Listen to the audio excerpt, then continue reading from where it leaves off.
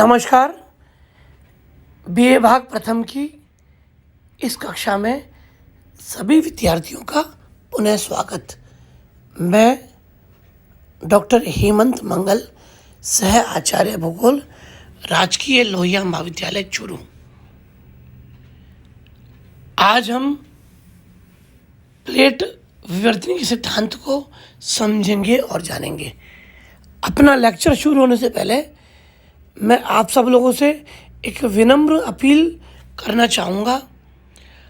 आप सबको विदित ही है कि जिस रफ्तार से हमारे राजस्थान राज्य में कोरोना के केसेस बढ़ रहे हैं, तो भूगोल का विद्यार्थी होने के नाते हमारी एक बड़ी जिम्मेवारी है कि हम न सिर्फ स्वयं मास्क का उपयोग करें, वरन अधिकाधिक लोगों को समझाइश करें कि मास्क का उपयोग न सिर्फ उनके लिए वरन पूरे समाज के लिए अति आवश्यक है। धन्यवाद। पिछले वीडियो में हम महाद्वीप और महासागर बेसिन को, उनकी निर्माण प्राप्ति को समझने का प्रयास कर रहे थे, जिस संदर्भ में हमने वैगनर के सिद्धांत को समझा। वैगनर का सिद्धांत यद्यपि अनेक आलोचनाओं के आधार पर अंततः खारिज कर दिया गया, लेकिन वैगनर के सिद्धांत में जो सबसे महत्वपूर्ण तथ्य था विस्थापन का, वैगनर ने कहा था कि महाद्वीपीय और महासागरीय बेसिन्स का विस्थापन हुआ है।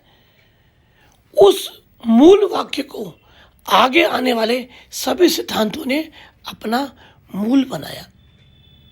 वस्तुतः प्लेट विवर्तन के सिद्धांत, जिसे आंग्ल भाषा में प्लेट टेक्टोनिक थ्योरी के नाम से भी जाना जाता है, सिर्फ एक सिद्धांत ना होकर कई सिद्धांतों का समुच्चय है।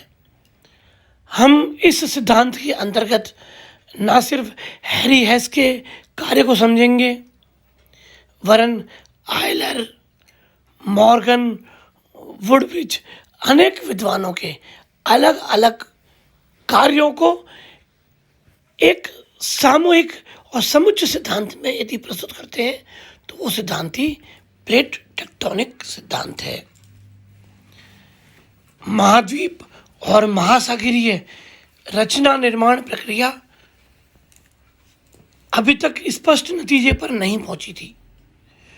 कोई भी ऐसा प्रमाण और स्पष्ट जानकारी नहीं मिल पा रही थी कि आखिरकार हमारी महाद्वीपीय तली और महासागरों का निर्माण किस प्रकार हुआ। धीरे धीरे इस दिशा में कई कार्य हुए। पूरा चुंबकत्व, जिसे बोलते पैलियोमैग्नेटिज्म, सी फ्लोर स्प्रेडिंग अर्थात सागर नितल के प्रसरण के प्रमाण, एवं भूकंपीय प्रमाणों ने इस दिशा में नया प्रकाश डाला। वस्तुतः पैलियोमैग्नेटिज्म, सी फ्लोर स्प्रेडिंग एवं सीस्मिक एविडेंसेस, ये तीन ऐसे मजबूत प्रमाण थे जिन्होंने जिन्होंने प्लेट टेक्टोनिक सिद्धांत की नींव डाली। मैंने प्रारंभ में कहा था, यह सिर्फ एक सिद्धांत नहीं वरन कई अलग अलग छोटे छोटे बिंदुओं का समुच्चय है, जिन्हें हम सामूहिक रूप से बोलते हैं प्लेट टेक्टोनिक थ्योरी। 1960 के दशक में, बस तो 1930 से प्रारंभ हो गया था, विलियम हेस नामक एक रशियन साइंटिस्ट ने पूरा चुंबकत्व और समुद्र नितल प्रसरण के प्रमाणों को खोजा।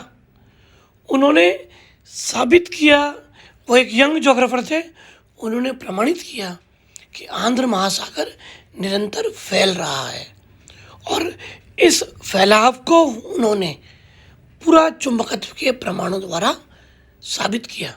अब यहाँ पर विद्यार्थियों के लिए न सिर्फ विश्वविद्यालय परीक्षाओं वरन प्रतियोगी परीक्षाओं के हिसाब से पूरा चुंबकत्व ऐसा बिंदु है जिस पर कई बार छोटा सा सवाल आ जाता है। पूरा चुंबकत्व और सागर नितल प्रसरण। पूरा चुंबकत्व क्या है? हमें पता ही है कि पृथ्वी के भूगर्भ से तप्त लावा ऊपर आता है, ठंडा होता है और उससे नई क्रस्ट का निर्माण होता है।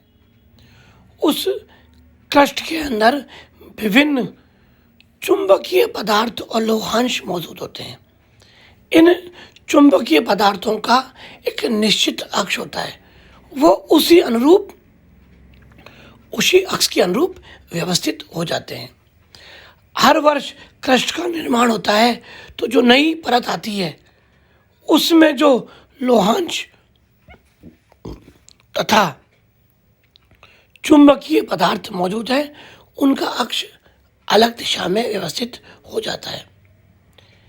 जब विलियम हेस ने आंध्र महासागर के दोनों तटों की पूरा चुंबकत्व परमाणुओं को खोजा तो उन्होंने पाया कि निश्चित रूप से आंध्र महासागर फैल रहा है। बाद में अलग अलग विद्वानों ने विभिन्न महासागरों के दोनों तटों के जब पूरा चुंबकीय परमाणु को नापा और खोजा तो यही निष्कर्ष निकला कि विभिन्न महासागर दोनों तरफ तेजी से फैल रहे हैं और यही तथ्य वस्तुतः विस्थापन को प्रमाणित कर रहा है। बाद में कालांतर में इस विषय में और भी प्रमाण हैं जिनके बारे में हम आगे पढ़ेंगे। विलियम हेस की पूरा चुंबकत्व की खोज के बाद, जिसमें आंध्र महासागर के दोनों तटों पर मौजूद चुंबकीय प्रारूप में समरूपता ने इस तथ्य को पुनः स्पष्ट किया कि निश्चित रूप से विस्थापन हुआ है। जैसा कि इस डायग्राम में दिखाया गया है, जो पैरेलल अलग अलग परतें चल रही है उनमें किस प्रकार मूवमेंट हो रहा है। वस्तुतः पृथ्वी का बाहरी भाग, जो स्थल मंडल के नाम से जाना जाता है, मूलतः दृढ़ एवं कठोर भूखंड से बना है। इन दृढ़ एवं कठोर भूखंडों को ही प्लेट कहा जाता है। छोटा सवाल आता है कि साहब दृढ़ भूखंड क्या है या प्लेट क्या है? भूपर्वटी का वो भाग जो दृढ़ और कठोर प्लेटों से बना है, कठोर है, उन्हें ही प्लेट कहा जाता है, जिनकी मोटाई 30 से लेकर 100 किलोमीटर तक होती है। ऐसे दृढ़ भूखंडों को ही प्लेट की संज्ञा दी गई है।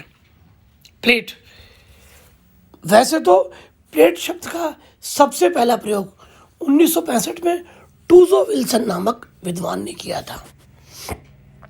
पुनः प्रतियोगी परीक्षाओं में इस बिंदु पर अक्सर सवाल पूछे जाते हैं, तो इन सभी नामों को और इन्हीं बिंदुओं को ध्यान रखना। 1965 में टूजो विल्सन ने सबसे पहले प्लेट शब्द का प्रयोग किया। बाद में मॉर्गन नामक विद्वान ने संपूर्ण विश्व को 6 प्रमुख प्लेटों और लगभग 20 गौण प्लेटों में बांटा। अब निरंतर और अनुसंधानों में निरंतर नवीन प्लेटों का पता चल रहा है। अभी तक करीब 6 प्रमुख प्लेटें और 20 गौण प्लेटों का निर्धारण किया जा चुका है। ये 6 प्रमुख प्लेटें हैं: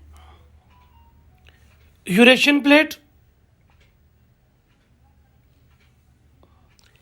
African plate, Indian plate, Antarctican plate, American plate और प्रशांत महासागरीय प्लेट। मैं पुनः रिपीट कर दूं, प्रतियोगी परीक्षाओं में ये सवाल अक्सर पूछा जाता है, 6 प्रमुख प्लेटें कौन सी हैं? Eurasian plate, African plate, Indian plate, Antarctican plate, American plate और प्रशांत महासागरीय प्लेट। ये प्लेटें विभिन्न महाद्वीपों और महासागरों की स्थिति के आधार पर निर्धारित की गई हैं। जैसे अमेरिकन प्लेट में उत्तरी तथा दक्षिणी अमेरिकी महाद्वीप के दोनों हिस्से हैं, अफ्रीकन प्लेट पूरी अफ्रीकी महाद्वीप को लेकर है। यूरेशियन प्लेट यूरोप और अधिकांश एशिया महाद्वीप को लेकर है। इंडियन प्लेट जो निचला भाग है एशियन महाद्वीप का उसको लेकर है, उसी में ही ऑस्ट्रेलियन प्लेट शामिल है। और प्रशांत महासागरीय प्लेट प्रशांत महासागर के आधार पर निश्चित निर्धारित है। इस मानचित्र में हमने इन विभिन्न प्लेटों की स्थिति को दर्शाया है। जैसे ये अमेरिकन प्लेट है, यूरेशियन प्लेट, ये इंडियन प्लेट, ये अंटार्कटिकन प्लेट, ये अफ्रीकन प्लेट और ये विशाल प्रशांत महासागरीय प्लेट। इन 6 प्लेटों के अलावा कुछ गौण प्लेटें भी हैं। अब तक 20 गौण प्लेटों की खोज की जा चुकी है, जिनमें से निम्न प्रमुख हैं: न्यूबियन, नाज़का, ईरानियन, कैरेबियन द्वीप के पास कैरेबियन, एशिया के पूर्व में फिलीपाइन, कोकोस, अरब प्रायद्वीप की प्लेट अरेबियन, बिस्मार्क। ये कुछ प्रमुख गौण प्लेटें हैं। आपको सबके नाम याद नहीं करने, इन 4-5 प्लेटों के नाम ज़रूर याद कीजिएगा।